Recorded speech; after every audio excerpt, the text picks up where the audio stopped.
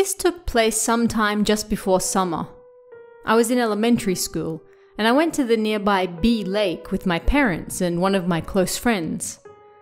There weren't many people around on this particular day, and my friend, who had great eyesight, was the first to notice something odd. "Hey, look over there." Even I, with my terrible eyesight, could see something floating in the water. "Let's go check it out," he said, and so we slowly approached it. When we got there, it was like a jolt ran through my entire body, and I broke out in a sweat. It was a man. B Lake was infamous for these sorts of strange incidents, but seeing a body right there in front of our eyes sent us into a panic.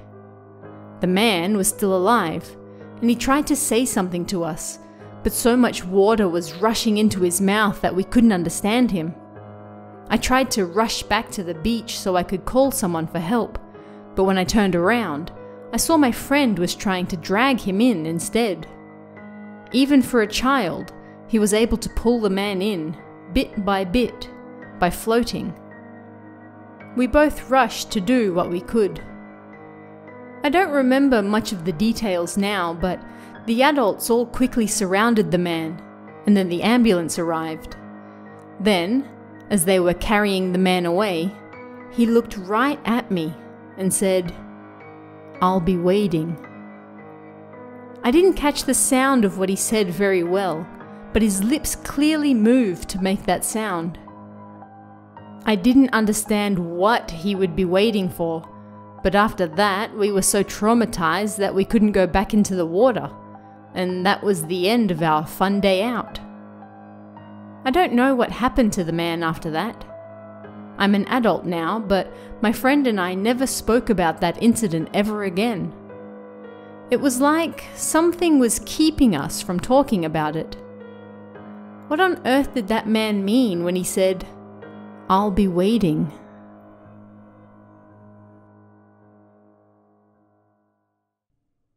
Hey guys, I'm your host Tara A. Devlin, and welcome to another episode of Kowabana, true Japanese scary stories from around the internet. 31 days of Kowabana is close to wrapping up on our Patreon, but you can still join right now and get immediate access to all episodes that have been released so far, as well as grab this week's remaining episodes as they come out. A huge thank you to everyone for their support so far in making this month an amazing success. We hit 2 separate goals, and we're on our way to a third, all in a single month. You guys are amazing. Thank you. Head over to patreon.com/TaraADevlin to join in on the fun. Today also sees the release of the 4th book in my Torihara Files series called Kazoku. To celebrate, you can grab the first 3 books for just 99 cents each on Amazon right now. Every story is a standalone, so you don't need to have read the others to understand any of them, but they all take place in the same universe, so you will get links and connections if you read the others. You can find the links for those on kowabana.net, or just type in Torihara Files into Amazon. For this week's episode, we're going to be looking at very real human horrors. As terrifying as ghosts and monsters can be, sometimes the most terrifying thing of all is us. People. This first story is about a young man who lives next to a shrine. The location is quiet and peaceful, except for at night when he hears strange banging outside. When he finds out the truth, it may make him question just how peaceful it really is. Find out why in Bang Bang.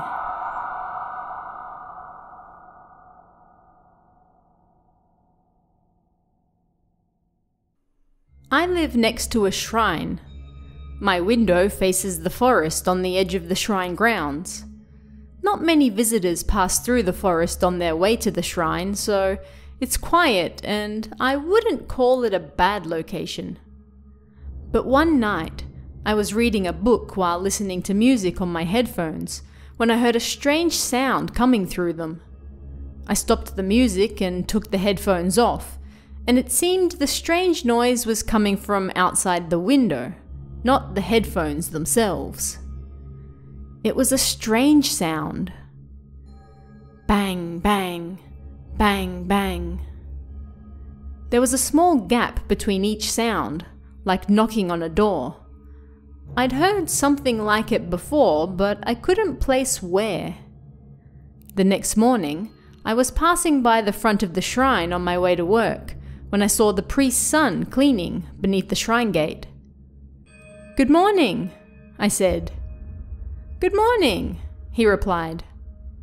"Oh yeah, I wanted to ask, you were awake until late last night, weren't you?" "Eh? Huh?" He must have seen the light coming from my room, but we weren't especially close, so I was at a loss for words. "So then, you didn't hear the sounds?" he continued. "Sounds?" I remembered the banging I'd heard the night before. "Anyway, if you do hear them, don't pay them any attention, and don't look, okay?" "Don't look at what?" "Outside. At the shrine." He smiled as he spoke. "That's the hour of the ox, after all. The hour of curses." The hour of the ox. That was when people nailed straw dolls to trees near shrines to curse others. You write the name of someone you hate on a doll, put their hair in it, and then... I didn't know the full details, so the priest's son explained it to me. I stood there in shock and listened. "And if someone sees them doing it, the curse will fail. So you might say they're rather desperate." Is that okay? Are they allowed to?" He smiled bitterly. "It's not okay, and we forbade it, collecting the dolls each morning, but they didn't stop, so we just leave them now. Of course, if we happen to find them, we'll give them a warning. The person last night ran, though. But it really is dangerous, so you'd best not look. As soon as they realize someone's seen them and they've failed, they'll go after you instead." He smiled, as though it was all one big joke. I can't say that I had trouble sleeping after learning all that, but every now and then I'd hear the sound of banging outside the window. It happened so often that, over time, I got used to it. Then one night, I was drowsy and dozing off in bed when I heard it. Bang, bang, bang, bang, bang. The sound suddenly got louder, and I sat up straight in bed. Then everything fell quiet. I lay back down, trying to forget about it. Stuff like that happened every now and then. Nothing to worry about. Noises coming from the shrine woke me the next morning. When I opened the window, I locked eyes with a police officer. He gestured for me to close the window again. A section of the forest was covered with a blue tarp. Some locals were in a tizzy over something, but I couldn't hear what they were saying. The paper that evening had a report on the priest's son. He'd been beaten to death. According to a local fish dealer, his skull had been crushed with a hammer. For a while after that, I would hear the sound of banging outside before I got into bed. Bang, bang, bang, bang, bang. Ever since then, I make sure to put earplugs in before I go to sleep. In small country towns, everyone tends to know everyone, and nothing happens without somebody else hearing about it. When the local crematorium is seen billowing smoke at odd times in this next story, the villagers set out to discover why. And they may not like the answer. This one's called Countryside Crematorium.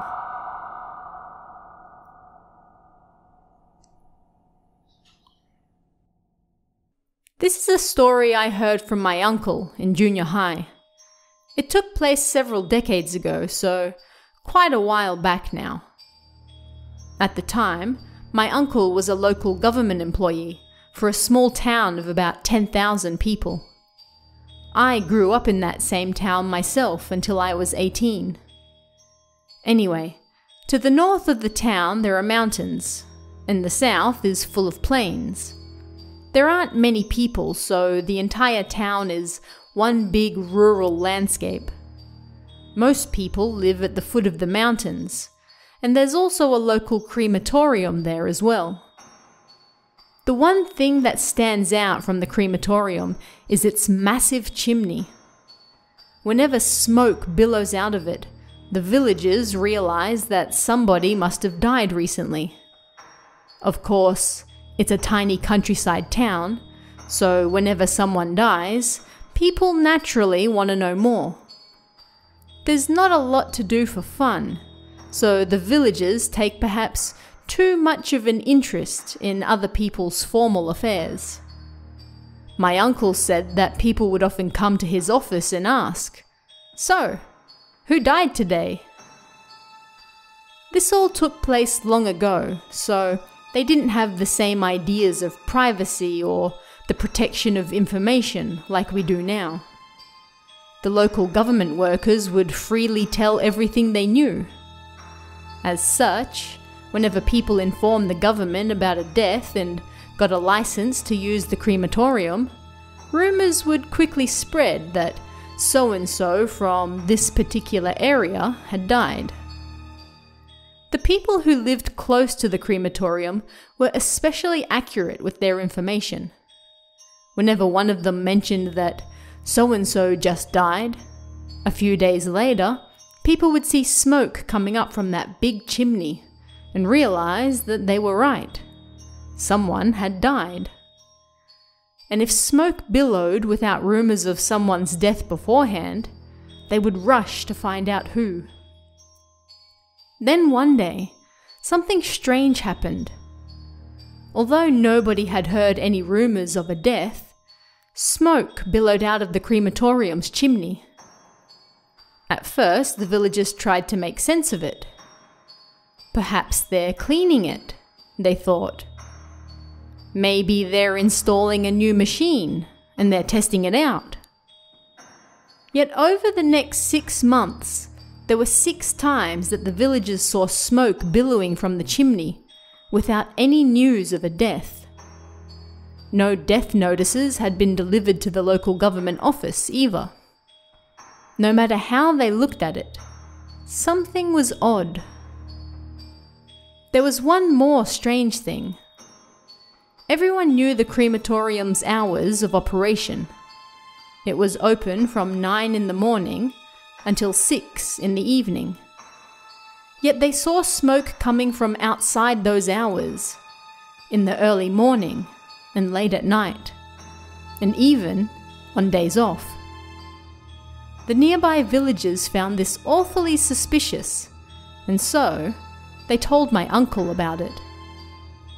He also thought it was strange, so to figure out what was going on, he arranged for the villagers who lived near the building to monitor it late at night from afar. Then, one morning, at 5 a.m., the crematorium worker set out for work, and then a short while later, a station wagon entered the building. The villagers who were watching the scene saw the men from the station wagon drag out a coffin. They were shocked. The crematorium worker was doing secret work away from prying eyes. But what surprised them the most was the ease and familiarity with which he dealt with the shady men. A short while later, the crematorium roared to life. A few minutes after that, the villagers heard a faint scream coming from the building. Shocked and terrified, they quickly ran home. After that, the villagers pretended not to see anything when smoke billowed out of the crematorium chimney, and nobody dared speak of it. There are some things in this world that people are better off not knowing about. Have you ever gotten home late one night and mistakenly tried to enter the wrong apartment? This is usually rectified when you realize your key doesn't fit, or notice that the number on the door is wrong. But what if someone on the other side kept insisting that this was their apartment? What would you do? That's the situation the woman in this next story finds herself in, and things are about to get even weirder. Find out why in This Is My Apartment.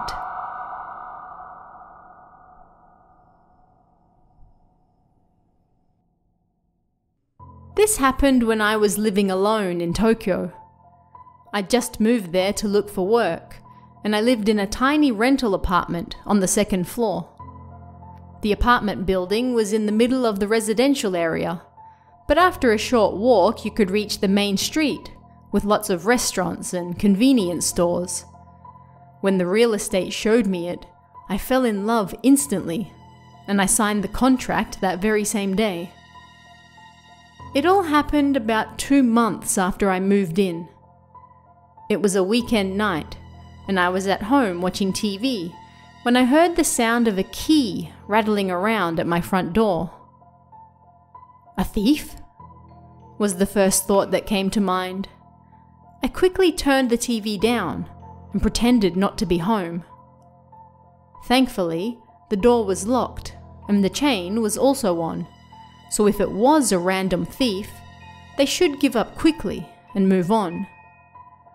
But against my hopes, the person didn't leave. They continued rattling the handle and then started yanking on it as hard as they could. It was a little brazen to be a thief, and a little rude to be banging on someone's door so loudly as well. The person wasn't right in the head. "Who's there? Stop banging on the door." Unable to stand it any longer, I called out, and for a moment the sound stopped. Then the rattling started again. "Stop it! I'm calling the police!" "Open up! This is my apartment!" "Huh? Who are you? You've got the wrong room." "Open up! This is my apartment! My apartment!" It was a man. He didn't sound irritated as much as he sounded confused.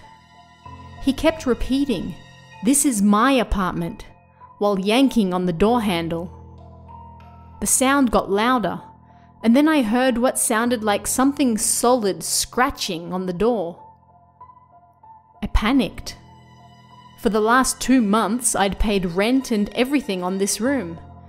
It was my apartment. I'd been to see the landlord who lived nearby, so there was no mistake about it. "This is my apartment," I screamed. "If you don't leave right now, I'm going to call the police." Finally, the banging stopped, and it seemed like the person on the other side of the door left. I was relieved that it was quiet again, but I continued listening closely, trying to confirm whether the person really did leave or not. 5 minutes passed, and after confirming that the guy was gone, I nervously approached the door and looked through the peephole. An intense smell permeated through the door. It smelled just like human waste. The smell of shit was coming through the other side of the door. I snapped. I called my boyfriend in tears and told him to come over right away. At first he hesitated, but he soon realized that I wasn't joking and quickly came over. Thankfully, he only lived a 10-minute drive away. I stared out the window in a daze, when finally I saw his car pull in, and then the buzzer rang. I confirmed it was him through both the intercom and the peephole. No doubt about it. It was my boyfriend. I nervously opened the door. "I'm here, but... what's this? What the hell happened to your door?" I looked outside at the door. I had no words for the terrible sight before me. Feces had been smeared all over the door, and it was covered in scratches. The area around the doorknob was the worst, and it looked like something hard had been shoved into the keyhole. In the end, we called the police and notified the landlord, and there was quite a large fuss over it. I moved out not long after. I really liked the apartment and I didn't want to move, but amongst all the mess on the door, I noticed something had been carved into it, and it sent shivers down my spine. The scratches spelt out something. "This is my apartment."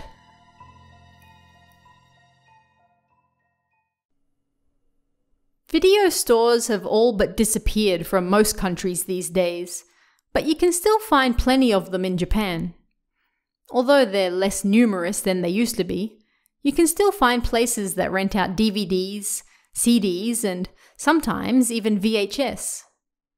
The young man in our next story used to work in a video store, and noticed that one old video in particular was quite popular with the customers. He and a colleague decide to rent it for themselves to find out why. A decision they quickly regret. Find out why in Snuff Video.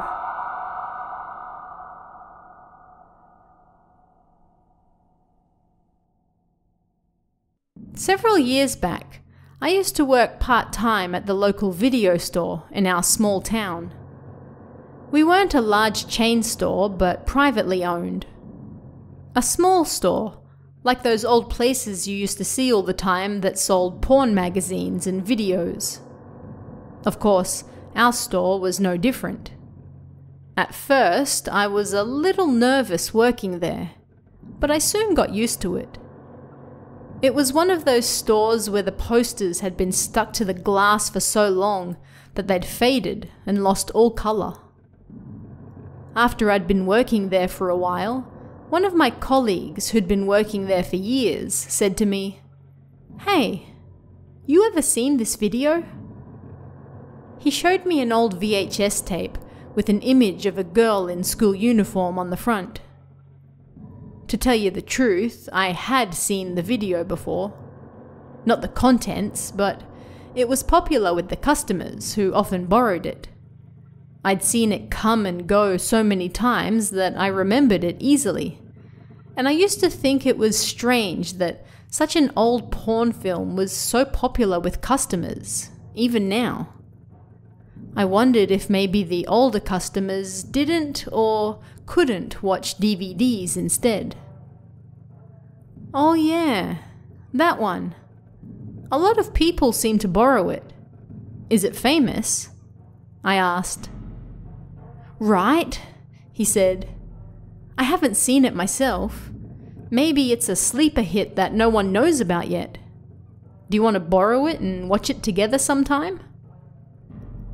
To be honest, I wasn't that interested in it, but I figured it couldn't hurt to watch an old film once in a while, so I agreed. I went to my colleague's house 2 days later to watch the video in question.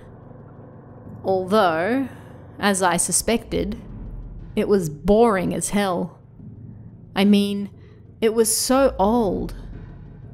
There was a story, I guess, with some delinquent getting into fights and making out with his girlfriend, but it was very 80s.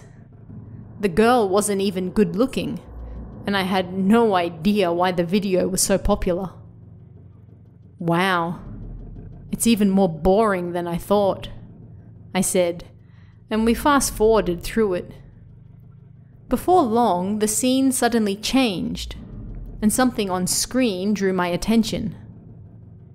The camera shook like a handheld, and a young boy was running desperately from it.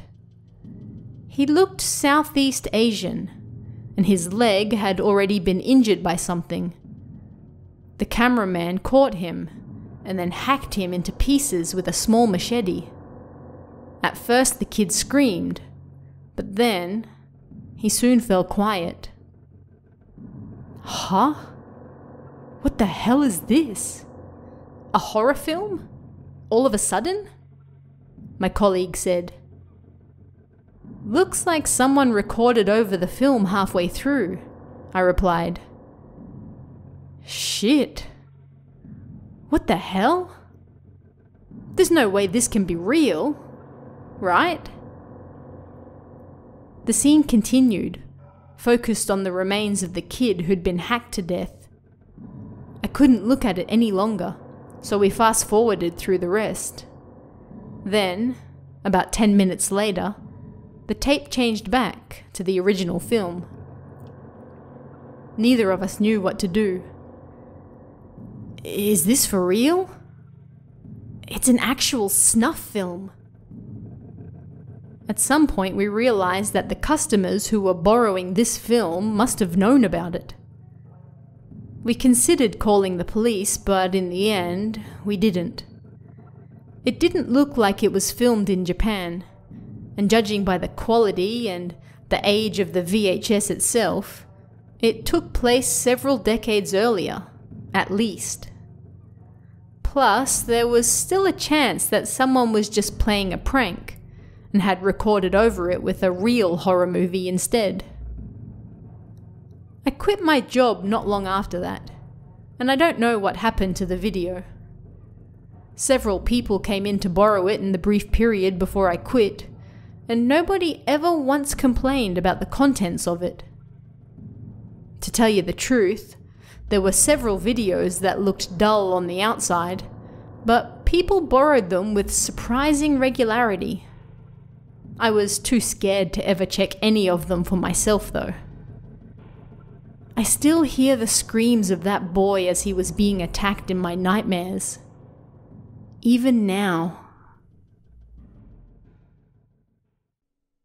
Prank calls are no fun, but the man in this next story is up to the challenge. Or so he thinks. He stubbornly refuses to give in, no matter how many prank calls he gets. But then, things start to get creepy. Real creepy. The silent calls switch to text messages that indicate the sender may be closer than he thinks. Too close. Find out what's going on in Prank Call.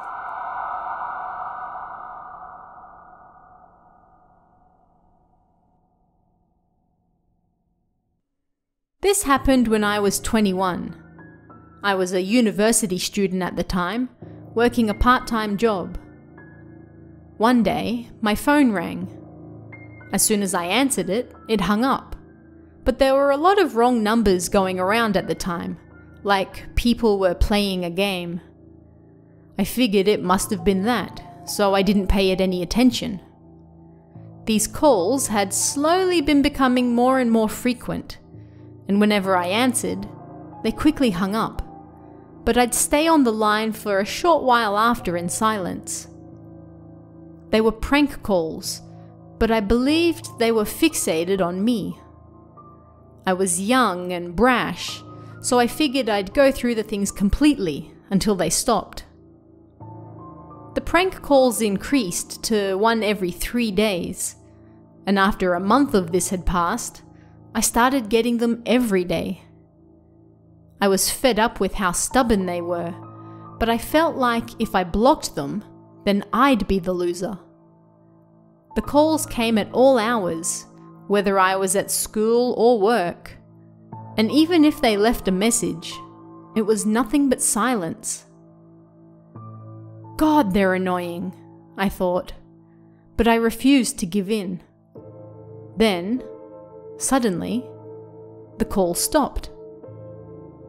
I did it! I won!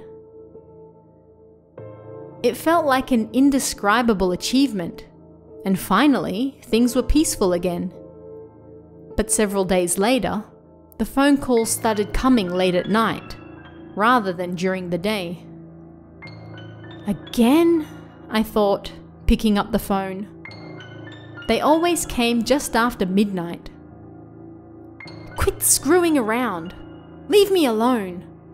I screamed and hung up. But the next day, I got another call at the exact same time. I picked up the receiver. I'm serious. You better stop this right now. What the hell is wrong with you? I hung up, but this time I got an SMS instead. Then look at me. Huh? I thought, but then another message came. I won't stop until you look at me. Forever. The moment I read it, my blood ran cold. It was just a thought, but perhaps they weren't really prank calls. Perhaps I actually had a stalker instead. I quickly turned my phone off and jumped into bed. I turned my phone back on the next morning, but I didn't see any other missed calls or texts. Starting from that day, I decided I'd no longer answer the prank calls, and I'd keep my phone off at night as well. As I was about to go to sleep that night, I reached out for my phone, and a text arrived. Nervous, I looked at it. Are you going to bed already? Someone was watching me? I broke out in goosebumps. I wanted to open the curtains and look out the window, but what if the person was standing right there? I couldn't do it. I turned my phone off and got under the blankets to sleep. After that, it didn't matter whether I was outside or at home. I was terrified. There were no places to hide in outside my house at the time, but I didn't know if somebody was listening in on me or watching me from afar. I started to suspect everything, and I spent most of my time with my phone turned off. About 1 week later, I'd stopped receiving calls and messages. Maybe it wasn't really a stalker, but someone trying to scare me. Just as I was about to let my guard down, I saw a message waiting on my phone after work. You worked late today, huh? Overtime? Someone was watching me. The word today especially triggered me. How long had they been watching me for? I already felt in danger, but now that feeling doubled, and as I was leaving the bookstore the next day, I got another message. I love that book. I spoke to my parents and close friends about what was going on, but I hadn't suffered any real harm, so they didn't take it seriously. Maybe someone's just playing a joke. It's a coincidence. I thought about going to the police, but I didn't think they would take me, a man, being stalked very seriously. And if I really was being watched, and they saw me go to the police, then wouldn't things escalate? No, I couldn't go to the police. Before long, I was only going to school and work, and stopped going out to have fun. I didn't want to get my friends involved, and I stopped using my phone so much as well. I considered blocking the prank call number, but I also thought that might rub the stalker the wrong way, so I did nothing. The silent calls continued, but my phone was off most of the time, so they weren't as frequent as before. I got a missed call message about once a week, but I didn't feel like picking it up. About 6 months later, the stalker finally seemed to give up, and things returned to normal. But was it really a stalker? Or was it just a prank caller who happened to get some things right? Honestly, I don't know. Whenever I think about it now, that fear comes flooding back. If you've ever had strained relations with your family, you'll understand how the people in this next story feel. A housewife going through some rough times moves back home with her parents, but a phone call from her long-absent grandmother, who her mother never got along with, quickly shakes things up. Can 4 generations live in the same house without something breaking? Especially if one of the family members refuses to play by the rules? But things start to get even stranger once she leaves. Find out why in Increasing Bruises.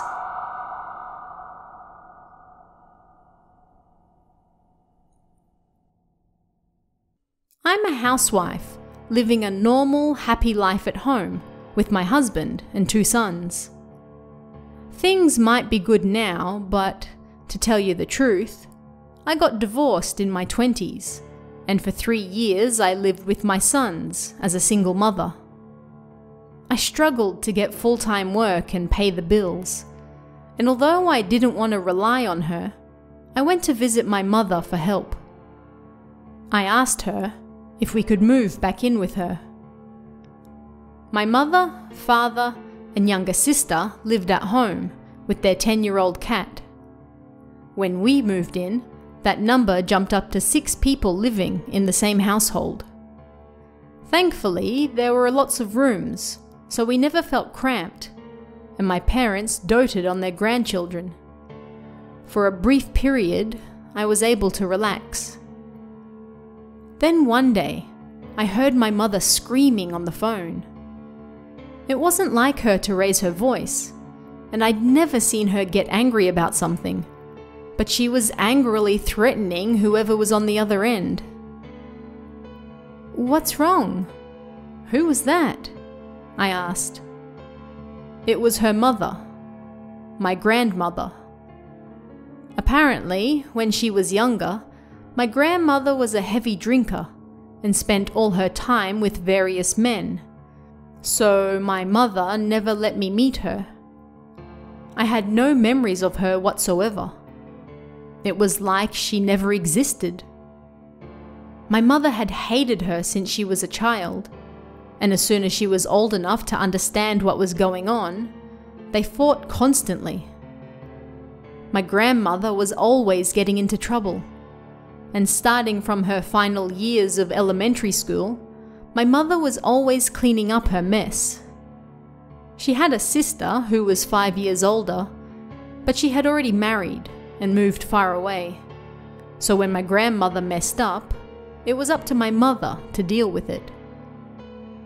So why was she calling my mother again after all this time? She says she's old now and struggling with things, so she wants to live here, my mother said. She was angry and wanted to know why now. Her voice was so loud that you could hear her from outside the house. I understood how my mother felt, and no matter how you looked at it, it was too little, too late. But still, it was also true that my grandmother was about to turn 70 as well. She smoked, she drank, and it was too late to fix any of that. She'd also potentially cause problems with the neighbors as well. We all got together to discuss what to do, and in the end, it was agreed that she could come and stay with all of us. When I saw my grandmother for the first time on moving day, my first thought was that she didn't look like she was turning 70 at all. She looked young and healthy. I'd only ever heard bad things about her from my mother, but just looking at her, she seemed like a fun old lady. At first, things went fine. She smoked beneath the ventilation fan and stuck to the rule of only 2 cans of sake a day. Things went peacefully. But she had spent her entire life living free, so sticking to the rules started to wear on her, and bit by bit, she began breaking them. Perhaps in reaction to that, she started drinking and smoking even more than she had before. Whenever my mother warned her about it, she snapped at her instead. When my father wasn't around, my grandmother would slap her with the palm of her hand. My sister and I had to step in to stop her, and even sometimes my children. It became too much, and in the end, we kicked her out of the house. "You can't box me in like that!" she screamed as she left. "You've always stuck to the rules, ever since you were born. I always hated that about you." No matter how much I hate her, she's still my mother. My mother felt responsible for her and did the best she could, and she still trampled all over her. For the first time, I understood what my mother must have felt like all that time. They were mother and child, but they hated each other, and I'd seen that before my very eyes. But I couldn't understand why someone would hate the child they brought into this world. 1 month after my grandmother left, my mother came in and showed me her arm. "Did I bump into something yesterday?" she said. There were 2 small bruises that, judging by their colour, were rather new. "Maybe you hit your arm as you slept," I said. But the next day the bruises had multiplied to 4. "How odd," she said, when my eldest son chimed in. "Hey, there's another here as well." There was another bruise on the back of her arm. 4 on the front, 1 on the back. It was like someone had tightly gripped her arm. What the? We exchanged glances, but neither of us could say what we were thinking.